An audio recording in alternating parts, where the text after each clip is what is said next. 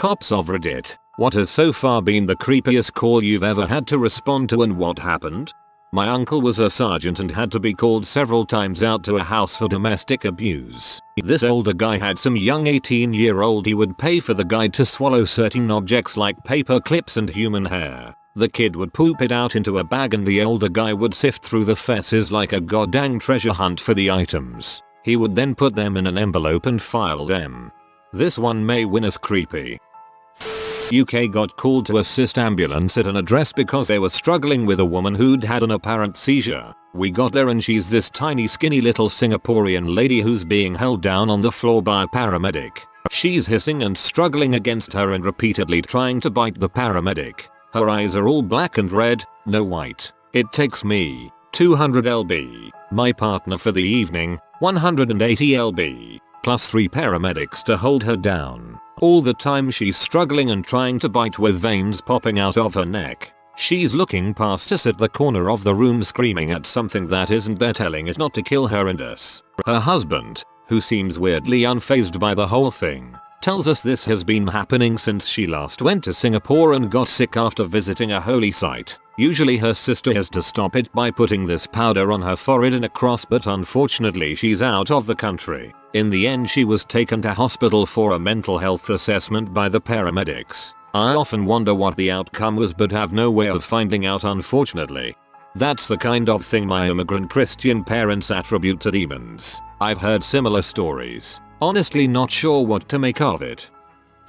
Not a cop myself, but my dad is, and I asked him this one time. He told me it was when he went to this one house because a woman had called and said that men were breaking into the house. He gets there and he said it was immediately very clear that the woman was not exactly all together mentally. He said she kept mumbling things and was very jumpy and skittish. Not to mention that every single wall of her house apparently had at least 6 or 7 crosses on it, if not more. He calms her down, checks around the house for any signs of entry or just anything weird, and there's absolutely nothing that would indicate that anyone had been trying to or had been successful in breaking in. He said she followed him around the entire time and would point to things, like a doorknob or window latches, and say, "Oh, that's not where I left it. That's how they got in." He said the whole thing was fairly eerie, considering he was at this woman's house in the middle of the night, surrounded by crosses and listening to her mumble on about random crap. To make her feel better, he did a sweep of the whole house to see if there was anyone else inside, which there wasn't. He said the one thing that made it creepy for him was the fact that every few minutes she'd say something like, "Oh, they're here again," or "He's right behind us, I can feel it." Sounds like schizophrenia to me. Are we accepting not me but a cop I know stories? My cousin is on in a major city. Apparently 911 got a call from a 6-year-old claiming vehemently that there was a zombie outside of his house on the street. So a patrol car swings around to see what's up. Turns out a tweaker on him gouged out his own eyes, had blood dripping down from the empty sockets, and was stumbling around blindly with his hands stretched out in front of him. Goddamn. Turns out the kid was telling the truth. This is why I don't do drugs. Not a cop, but a correctional officer in Texas. One time a guy slit the forearm side of his elbows, where it bends. He laid there in a big puddle of his own blood. I was one of the responders that day. I'll never forget it. As soon as you entered the cell, the smell just hit you. Blood has a strong metallic smell, which I never realized before.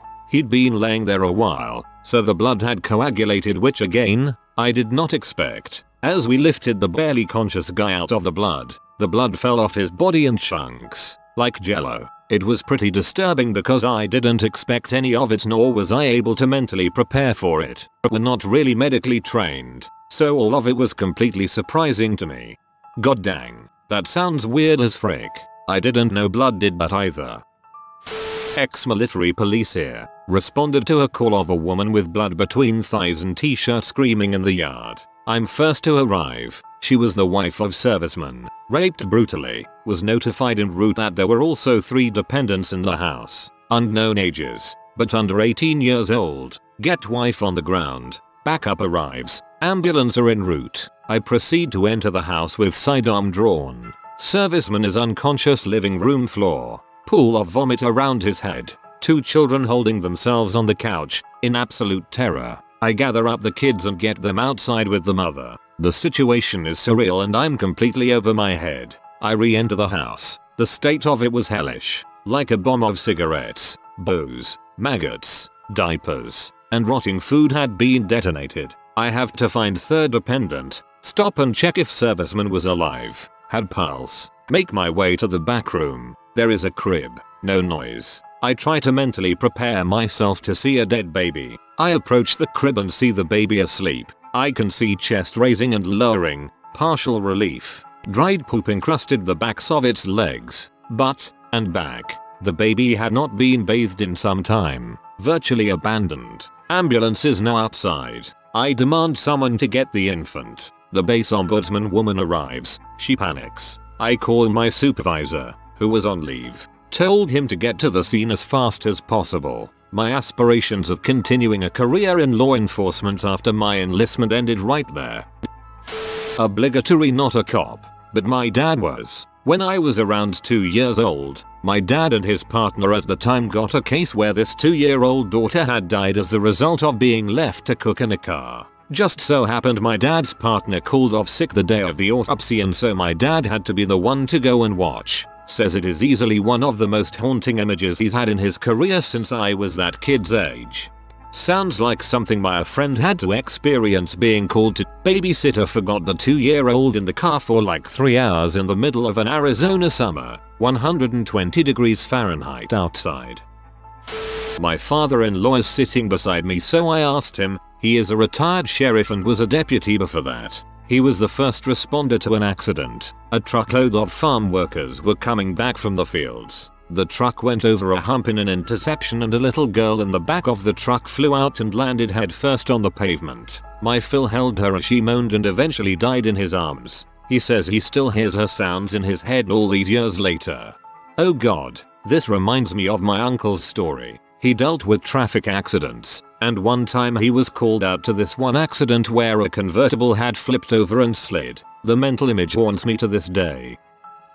Got a call that someone wasn't answering their phone or the doorbell. We got to the house and noticed that every window was blinded by either curtains or pieces of paper. We rang the doorbell and yelled through the letterbox but there was no answer. We opened the door and got inside. In the house it looked like someone just had lunch. There was bread on the table and juice or milk in the glasses. Children's toys scattered all around. Then I saw a note that gave me the chills. It was a suicide note. As the door was locked from the inside, the person had to be in the house. We checked room by room and my heartbeat was at 300% when I checked the bathroom. Preparing myself for slit wrists or throats, I opened the door slowly, but there was nothing. Finally one more room left, which was the attic. We walked slowly up the stairs and we found the resident there, hanging from a beam. I will never forget the adrenaline I had, the scene in the living room or the resident I found. My mom was a patrolman at the time and rolled up on a guy fricking a pumpkin on someone's front porch. It was one of those huge ones like 3 foot diameter. Guy was apparently too into it to notice her and her partner roll up him. Unrelated. A year later she got a call for a suspicious person and so she's walking around in the woods behind a neighborhood and heard someone sneaking around so she hid behind a tree and tripped the person. It was a guy in full ninja regalia carrying a wooden box with shuriken, poison darts, throwing knives, and a picture of one of the girls in that neighborhood. She also found a butterfly knife in her HSP. Well, it Marizo fell out when she was being frisked. Obligatory not a cop. But when I was a security patrolman years ago, I'd finished a shift at 4 and went home to bed. Couple of hours later I got a phone call from our control room asking if I could go to a local school because somebody had died on the oval. Went out to do whatever I could expecting to see some poor old bugger who'd keeled over and cocked it on the oval because of a dodgy ticker or whatnot. Turns out it was a teenage girl who had been on a date, raped and strangled not 50 meters from her front door. Horrific sight. To make matters worse, her family only found out due to the amount of police etc on site and went out to see what was wrong and that her daughter hadn't returned home. I can still to this day see the look on her little brother's face as he was trying to comprehend what was going on and realization slowly dawning on him.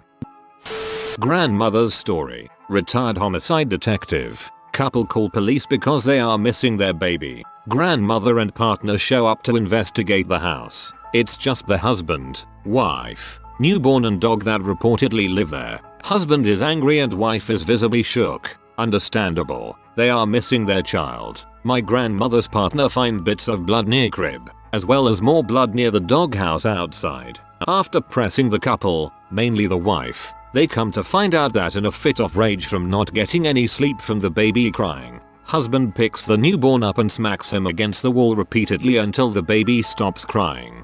They didn't know what to do, so they fed the now bludgeoned baby to their German Shepherd. My grandma has seen some crap.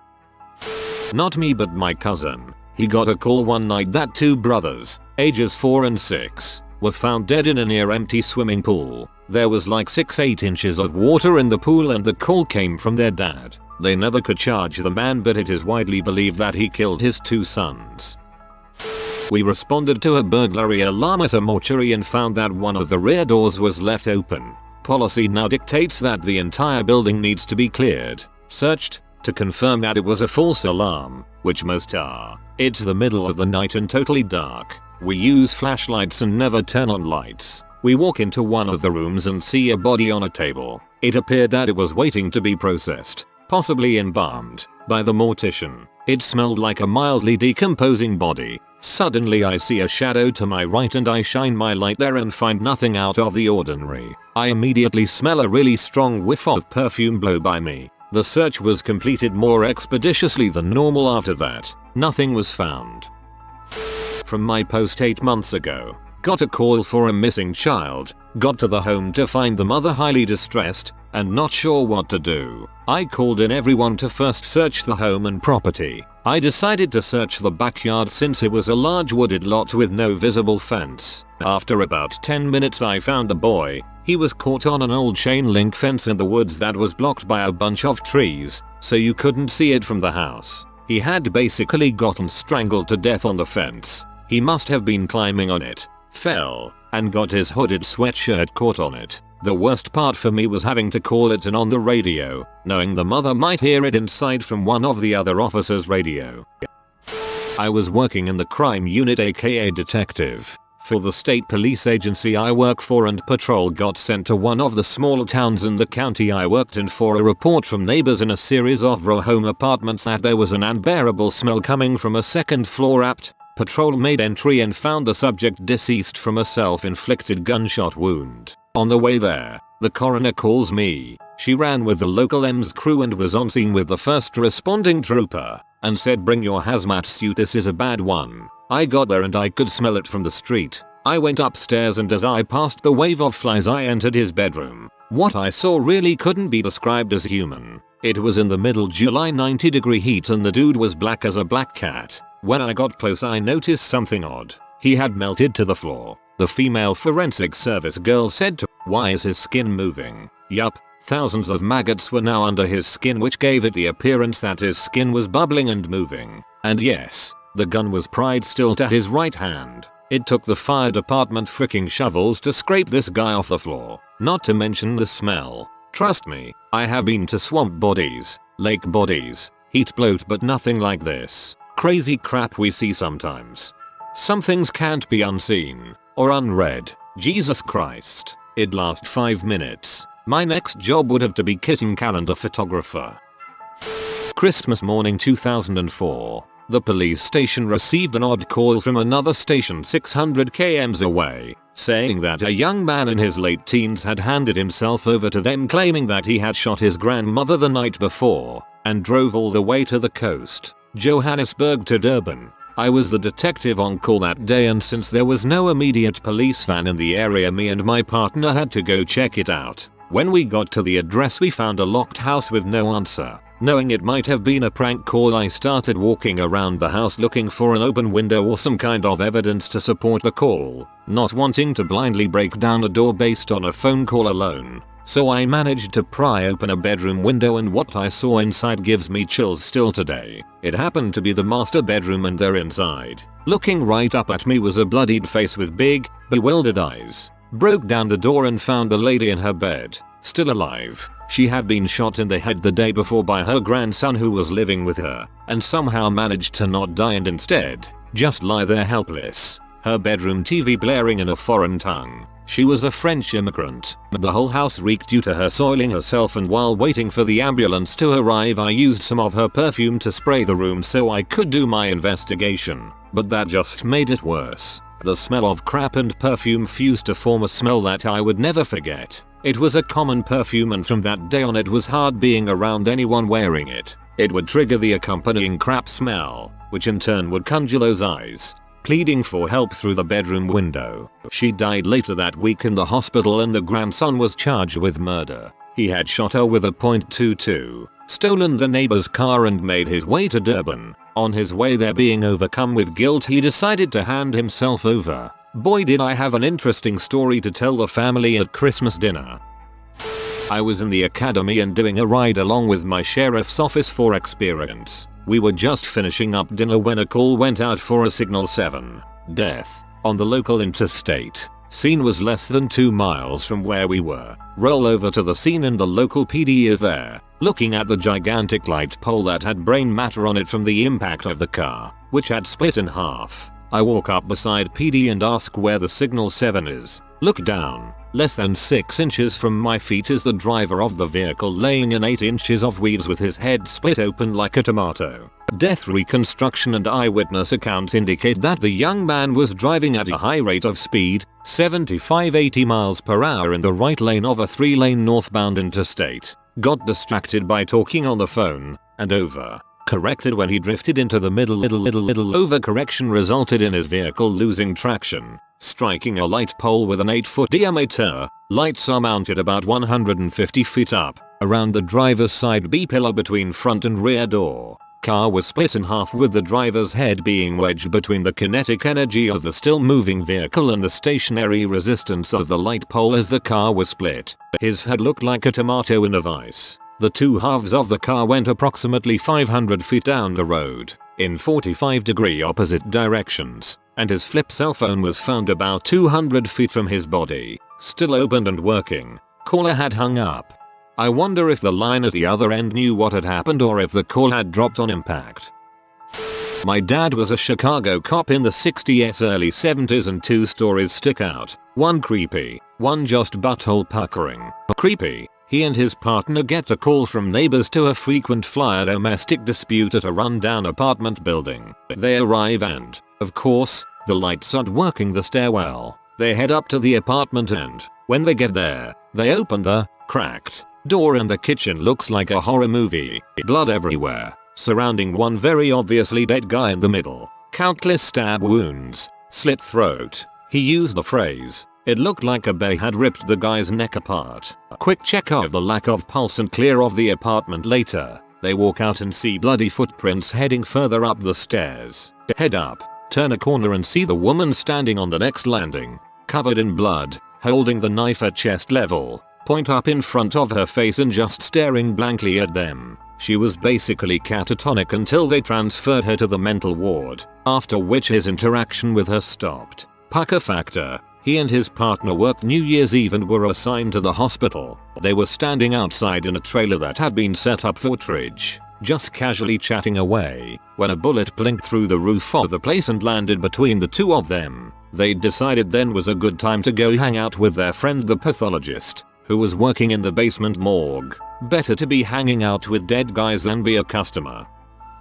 Well, this isn't really creepy per se, and this is actually about my father's first call on the fire department. They got a call from a man that attempted suicide. Not much detail to it. They arrive on scene and enter the house and find a guy in his mid-20s with a shotgun at his feet, a huge hole through his head, and more blood than you think a body could hold in it. Father's quote. So my dad says out loud, "Oh my god, this guy's gotta be dead. Look at all the blood." To which one of seniors replies, "Hey, you'd think so, wouldn't ya? That's nothing. Get over here and hold this guy's skull for me. He's still breathing." So now my dad's holding this man's skull together. My dad himself is about 23, if I mathed correctly, and he told me, "All I could think of at the moment was Jesus Christ, Christ, Christ, Christ, Christ, Christ, Christ, Christ, Christ. I just left a good paying job where they offered me a manager's position.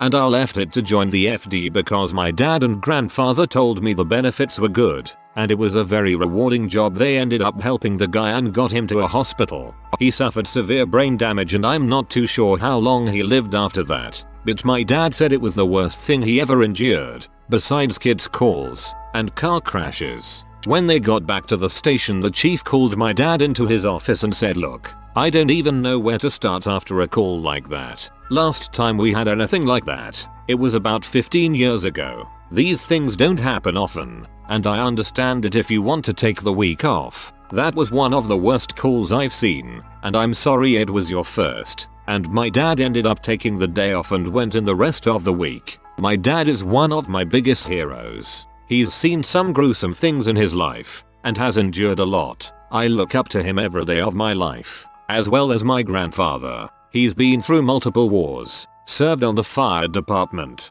and raised the best dad anyone could ask for. I kind of wish I didn't move out of state. I miss them a lot. Even though we call each other all the time to talk, I miss the hugs and being able to hang out with them. And now I'm tearing up with 5 minutes before my shift at work, so I'm gonna end this post now. A couple years ago, as a criminal justice student, I went on a ride along with the police in a mountain town, southwestern US. We get a check the welfare call. The guy was a drinker, wasn't picking up his phone and hadn't been to work in a few days, so his family called 911. We get to the apartment, ABD, things started to go bad quickly. The cop breaks the lock and opens the door, and the stench of death rolls out and smacks me in the face. The carpet is mostly torn up. Bed bugs, we were told, so at this point my skin is in full crawl. We climb up the board stairs that led into the kitchen, and every flat surface is covered in empty Be a tall can. The floor is a sea of blue aluminum and the stench of decomposing flesh is unbearable. We enter the bedroom and find the body. This I was not ready for. The guy, partially naked and probably very drunk, had slipped, hit his head on the hot radiator and passed out on top of it. The radiator, in turn, had cooked his body on one side until it had burst open like a rotten meat balloon all over the floor and wall. Dried blood and flies buzzing all around. Easily the most horrific and gut-wrenching experience of my life.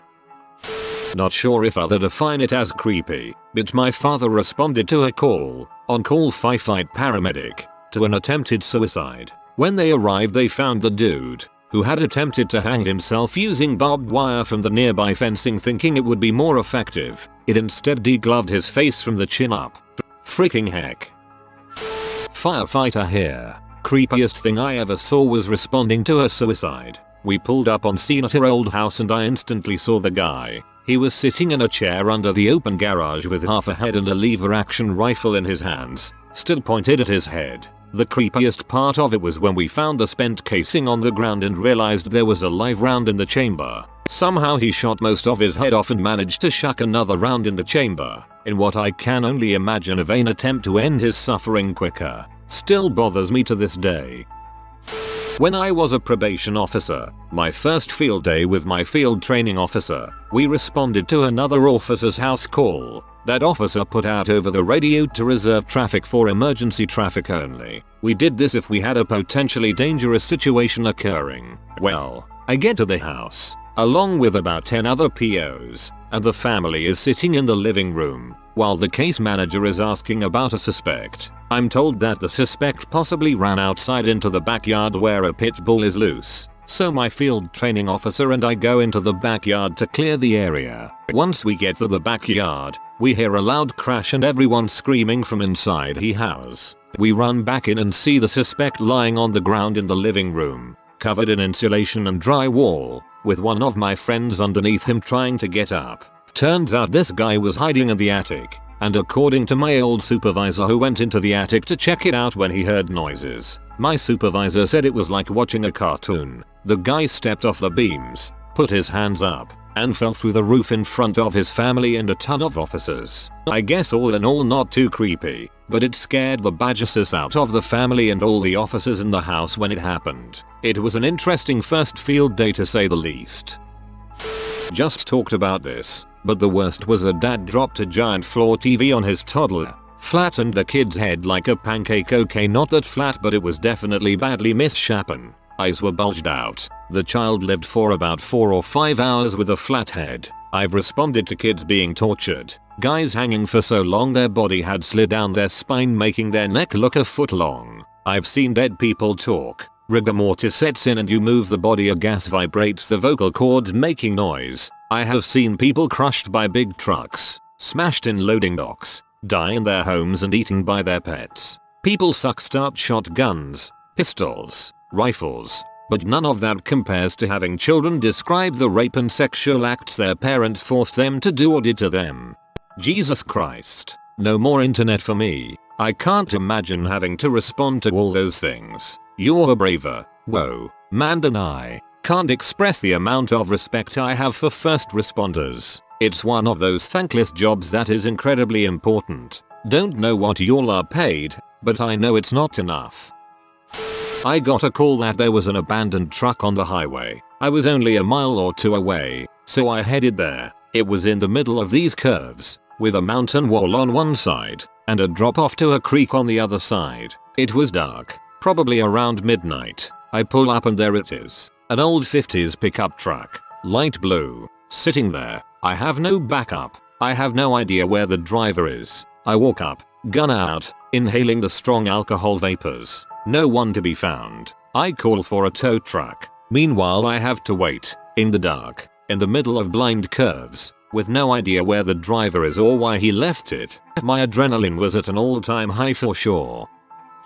My brother-in-law has been in law enforcement in various capacities for over 20 years. At one point he was a training officer. After he is past a candidate he always lets them know that they can reconnect with him and ask questions if they have a tough judgment call. So he has a guy first week on the job working a morning shift. At turnover he finds my bill and tells him that he had a domestic call where an ex-husband showed up at his ex-mill's residence and threatened to kill his wife. Things didn't turn physical beyond grabbing each other and he served the guy a restraining order right there. He tells my bill that he didn't know if he did enough and feels bad about it. He gives enough details I guess, that later on when my bill is on patrol and hears the address over the radio he knows that some bad crap has gone down. He is first on scene and the ex-wife is in the front yard shot in the leg. She's screaming, but it's nonsense. The front door is open. When he enters the ex-mill is on the couch shot in the head. He goes down a hallway and their young son is in his room shot and killed. In the master bedroom the man is holding his daughter after a murder-suicide. When the mom gives a statement later she says that he shot her in the leg and dragged her outside saying, "This is your fault. You're the one who has to live with this." Darkest thing I've ever heard. This may be quite tame compared to other posts, but so far it's the creepiest for myself. An elderly woman had called in reporting that a man carrying a drawstring bag was walking around her and her husband's property. She described the man as walking like a zombie and was looking down towards the ground the entire time. She wasn't able to tell if the man was attempting to break in or not. My partner and I were about 15 minutes away when the call came in from dispatch. When we were about halfway there, the elderly woman had reported that her husband, who was downstairs watching the front yard with shotgun in hand by the front door, told her that he watched the trespasser disappear into a cornfield that was across the street from their house. My partner and I quickly searched the area around the cornfield then went to the house. As I took down some information from both the husband and wife, my partner searched the property for any signs of tampering but found nothing. We then patrolled the area for a good 10 or so minutes hoping to find the man but didn't. I grew up on a family farm in rural Indiana with a patch of untilled and still forested land in the middle of the field behind the house. Exactly twice have my friends and I encountered wandering strangers while messing around down there after dark. Both times resulted in them quickly disappearing after realizing they weren't alone. Can confirm. Always hair-raisingly creepy. Not me, but a co-worker stopped to help a disabled vehicle on the side of the freeway. He walks up to the pickup truck and finds the decapitated head of a young boy. 2 other young boys were in the backseat next to the boy's body and they were all covered in blood. The driver was in shock and acting like he didn't know what was going on. It turns out, the boys were playing with a rope from the bed of the truck by wrapping it around the boy's neck. Part of the rope dropped down and got tangled in the axle of the truck, taking the boy's head off. It sounded very confusing and mortifying for everyone. So one day I get a call that there was someone in an old woman's house. So I head over to the house. Old woman meets me out front of her house and tells me someone turned her TV off. I think to myself, oh okay, poor lady lives by herself. I go in the house and sure enough her TV is off. I search her house for anyone. Nothing. So I go back out to talk to her and she is freaking out how someone is in her house. So I tell her I'll go search again. I go in the house again and announce myself, XXXXXXX police department, come out with your hands on your head and keep them there. Nothing. At this point she's crying saying if no one is in the house why did my TV turn off? I tell her let's go inside and see if we can figure it out. I spend the next 15 or so minutes trying to figure the TV situation out. I then realize no lights are on in the house. I had been using my flashlight the whole time and never realized it. Power went out. If you are new to the channel, you can subscribe. I publish new videos every day. Until then, check another video.